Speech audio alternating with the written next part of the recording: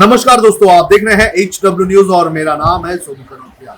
आज सुबह उज्जैन के महाकाल मंदिर के बाहर से कानपुर शूटआउट के मुख्य आरोपी और गैंगस्टर विकास दुबे को गिरफ्तार कर लिया गया। जैसे ही ये गिरफ्तारी हुई उसके बाद अब इसी बात की चर्चा हो रही है कि आखिर इस गिरफ्तारी को अंजाम कैसे दिया गया। वहीं अगर बात करें तो विपक्ष जो है वो अब इस पूरे मामले को लेकर जो है सवाल उठा रहा है। जिस तरह से गिरफ्तारी हुई, जिस तरह से तस्वीरें सामने आई, वो अपने आप में सवाल खड़े करता है। कई विपक्षी पार्टी के नेताओं ने जो है सवाल पूछा है, लेकिन सबसे बड़ा निशाना साधा है कांग्रेस के नेता और सांसद दिग्विजय सिंह ने। दिग्विजय सिंह ने इस पूरे सरेंडर को जो है प्रायोजित कार्यक्रम का नाम दिया है और उन्होंने कहा है कि बीजेपी के एक बड़े नेता की मदद से ये संभव हो पाया है। उन्होंने क्या कहा है ये मैं आपको पढ़ के सुना देता हूं। उन्होंने कहा कि ये तो उत्तर प्रदेश पुलिस के एनकाउंटर से बचने के लिए प्रायोजित सरेंडर लग रहा है। मेरी सूचना है कि मध्य प्रदेश भाजपा के एक वरिष्ठ नेता के सौजन्य से ये संभव हुआ है। शिवराज बिना किसी कारण के श्रेय ले रहे हैं। श्रेय तो गृह मंत्री जी को देना चाहिए। उत्तर प्रदेश विधानसभा चुनाव में नरोत्तम मिश्रा भाजपा के कानपुर के प्रभारी थे और आपको बता दें कि नरोत्तम मिश्रा जो है वो मध्य प्रदेश के गृह मंत्री हैं। तो इस तरह से दिग्विजय सिंह ने जो है नरोत्तम मिश्रा और भारतीय जनता पार्टी पर निशाना साधा है। आपको बता दें कि जब ये गिरफ्तारी हुई तो सबसे पहले बयान जो है वो नरोत्तम मिश्रा की तरफ से ही आया, पुलिस की तरफ से नहीं बल्कि नरोत्तम मिश्रा की तरफ से आया था और उन्होंने इस बात की पूरी जानकारी दी थी। तो इस तरह से जो दिग्विजय सिंह है वो लगातार अब भारतीय जनता पार्टी पर निशाना साध रहे हैं और वो सवाल उठा रहे हैं कि ये भाजपा के एक बड़े नेता की मदद से ही हो पाया है। आपको बता दें कि पिछले 7 दिनों से लगातार विकास दुबे जो फरार था और लगातार पुलिस जो है उसकी तलाश में लगी हुई थी, लेकिन आज सुबह उसने सरेंडर कर दिया। दिग्विजय सिंह के बाद अब बात करते हैं कांग्रेस की नेता प्रियंका गांधी वाड्रा का, जो कि उत्तर प्रदेश के प्रभारी भी हैं। उन्होंने भी इस पूरे मामले को लेकर जो है ट्वीट किया और विकास दुबे के मामले की जांच जो है वो सीबीआई से करवाने की उन्होंने मांग की। साथ ही साथ उन्होंने ये भी कहा कि उत्तर प्रदेश पुलिस जो है वो पूरी तरह से फेल हुई है। प्रियंका गांधी ने ट्वीट किया था और उन्होंने ट्वीट में क्या लिखा ये मैं आपको पढ़ के सुना देता हूँ। प्रियंका गांधी ने इस पूरे मामले पर ट्वीट किया और उन्होंने लिखा कि कानपुर के जघन्य हत्याकांड में यूपी सरकार को जिस मुस्तैदी से काम करना चाहिए था वो पूरी तरह से फेल साबित हुई। अलर्ट के बावजूद आरोपी का उज्जैन तक पहुंच जाना न सिर्फ सुरक्षा के दावों की पोल खोलता है बल्कि मिलीभगत की ओर भी इशारा करता है। 3 महीने पुराने पत्र पर नो एक्शन और कुख्यात अपराधियों की सूची में विकास का नाम ना होना बताता है कि इस मामले के तार दूर दूर तक जुड़े हुए हैं। यूपी सरकार को मामले की सीबीआई जांच करा सभी तथ्यों और प्रोटेक्शन के ताल्लुकातों को जग जाहिर करना चाहिए।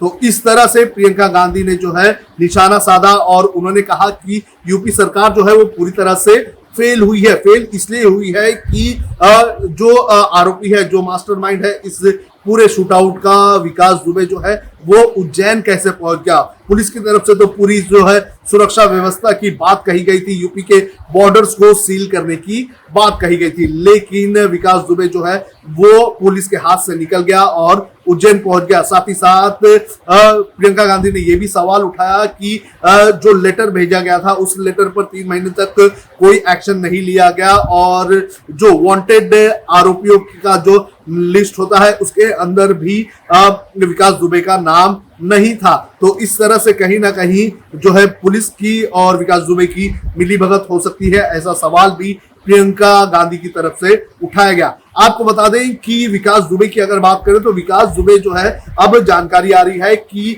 जब उसने इस हत्याकांड को अंजाम दिया तो उसके लगभग 2 से 3 दिन तक वो कानपुर के शिवली में ही था। आपको बता दें कि जब यह हत्याकांड का मामला सामने आया था तो बड़ा एक्शन लेने की बात उत्तर प्रदेश पुलिस की तरफ से की गई थी। उत्तर प्रदेश पुलिस का यह कहना था कि उत्तर प्रदेश के सभी बॉर्डर्स को पूरी तरह से सील कर दिया गया है। इसके अलावा 500 मोबाइल फोन्स को भी जो है वो ट्रेसिंग पर डाल दिया है। लेकिन जब यह हत्याकांड हुआ उसके बाद विकास दुबे जो है वो 2 दिन तक कानपुर के शिवली में ही रुका हुआ था। ये जानकारी अब सामने आ रही है। इसके बाद वो वहां से औरैया चला गया और वहां से फिर वो फरीदाबाद चला गया। फरीदाबाद में भी वो लगभग एक दिन रहा और आपको बता दें कि फरीदाबाद में जो है सीसीटीवी फुटेज आया था, लेकिन जब तक सीसीटीवी फुटेज जो है वो यूपी पुलिस के पास तक आया और जब तक पुलिस जो है उस होटल तक पहुंची तब तक जो है विकास दुबे वहां से फरार हो गया था। लेकिन वहां से फरार होने के बाद विकास दुबे आपको बता दें कि वो सीधे सीधे जो है वो उज्जैन चला गया। अब आपको बता दें कि फरीदाबाद जो है वो हरियाणा में है, फिर उसे हरियाणा में से जो है अगर उज्जैन जाना है तो लगभग 2 से 3 स्टेट्स को क्रॉस करके जाना होता है। तो किस तरह से उसने इतने स्टेट्स को जो है क्रॉस किया, किस तरह से जो है वो गाड़ियों में सफर किया और किसने उसकी मदद की, ये अपने आप में एक बहुत बड़ा सवाल है जिसका जवाब जो है अब उत्तर प्रदेश पुलिस को देना होगा। क्योंकि उत्तर प्रदेश पुलिस का ये कहना था कि वो हर एक एंगल से और हर एक तरह से जो है जांच करने में लगी हुई है, ढूंढ रही है विकास दुबे को। लेकिन विकास दुबे जो है लगभग 3 स्टेट्स में घूम रहा था और इसकी जानकारी जो है यूपी पुलिस को नहीं थी। आपको बता दें कि लगभग 750 किलोमीटर से भी ज्यादा का सफर है फरीदाबाद से लेके उज्जैन तक का। तो ऐसे में उज्जैन से फरीदाबाद से वो यूपी या फिर राजस्थान के रास्ते से वो गया होगा उज्जैन या फिर कोई दूसरे रास्ते से गया होगा। तो क्या पुलिस को इसकी जानकारी नहीं थी? क्या पुलिस जो है अपने बॉर्डर्स पर जो है तैनाती नहीं रखी हुई थी? और किस तरह से और किसने विकास दुबे को जो है इतनी मदद पहुंचाई? क्योंकि विकास दुबे जिस हिसाब से जो है उस मंदिर के परिसर में घूम रहा था, उससे ये तो साफ है कि विकास दुबे जो है आज पूरी तरह से इस मन बनाकर वो आया हुआ था कि उसे जो है आज सरेंडर करना है। तस्वीरें कुछ सामने आई हैं, ये तस्वीरें भी कई सारी बातें कहती है। ये तस्वीरें आप देख सकते हैं, इसमें किस तरह से जो है विकास दुबे मंदिर परिसर में फोटो निकालता हुआ दिख रहा है। वो खड़ा हुआ है आराम से और उसकी फोटो निकाली जा रही है। उसे किसी बात का कोई गम नहीं और कोई डर नहीं लग रहा है। और इसके अलावा एक और तस्वीर, एक वीडियो सामने आया था जिसके अंदर विकास दुबे जो है वो मंदिर के सिक्योरिटी गार्ड के साथ बड़े ही आराम से चलता हुआ नजर आ रहा है।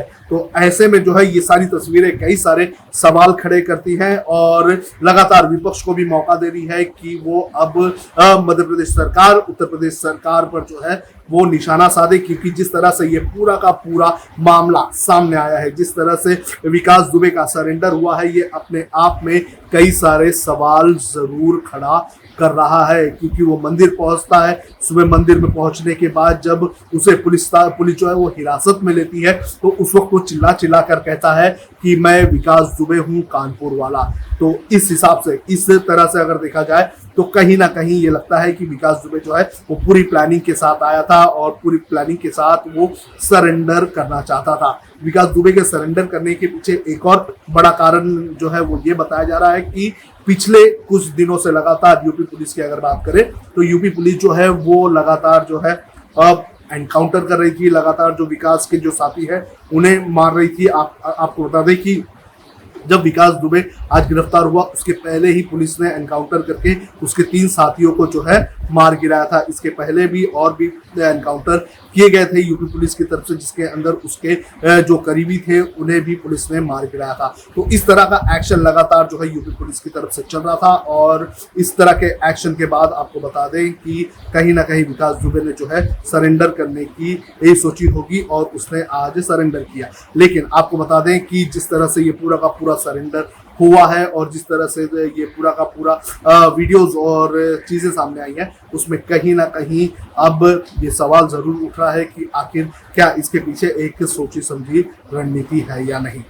बहरहाल देखना ही जरूरी है कि इस पूरे मामले को लेकर अब आगे क्या होगा। पुलिस को, यूपी पुलिस को ट्रांजिट रिमांड मिल जाएगी, उसके बाद यूपी पुलिस जो है किस तरह से इस पर एक्शन लेता है और किस तरह से ये विकास दुबे के जो है साथियों के नाम, जिसने उन्हें जिन लोगों ने उससे मदद की है, क्या उन लोगों के नाम सामने आते हैं या नहीं, ये एक बहुत बड़ी बात होगी। देखना जरूरी है कि इन्वेस्टिगेशन में आगे क्या निकल रहा है।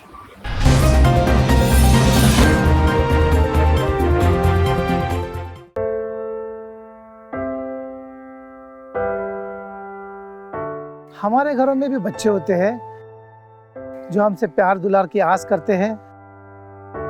हमारा भी जीवन साथी है जिसको हमारे ड्यूटी से घर आने का इंतजार होता है।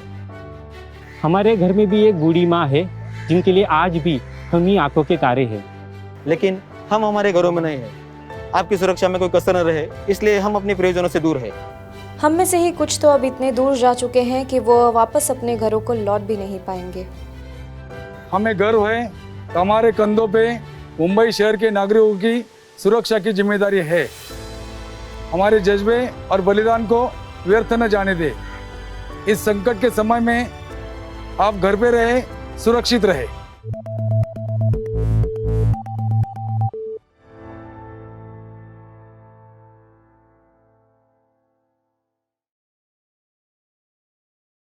अब खबरें पाइए सबसे पहले हमारे मोबाइल न्यूज एप्लीकेशन पर। एंड्रॉइड या iOS प्लेटफॉर्म पर जाइए, HW न्यूज नेटवर्क को सर्च कीजिए, डाउनलोड कीजिए और अपनी सुविधानुसार भाषा का चयन कीजिए। खबरों की भीड़ में अपने काम की खबर पाते रहिए। अगर आपको हमारा ये वीडियो पसंद आया है तो आप इसे शेयर करें, फेसबुक पर हमारे पेज को लाइक करें, ट्विटर पर हमें फॉलो करें, यूट्यूब पर ज़रूर सब्सक्राइब करें ताकि आपको हमारे हर खबर की अपडेट मिलती रहे।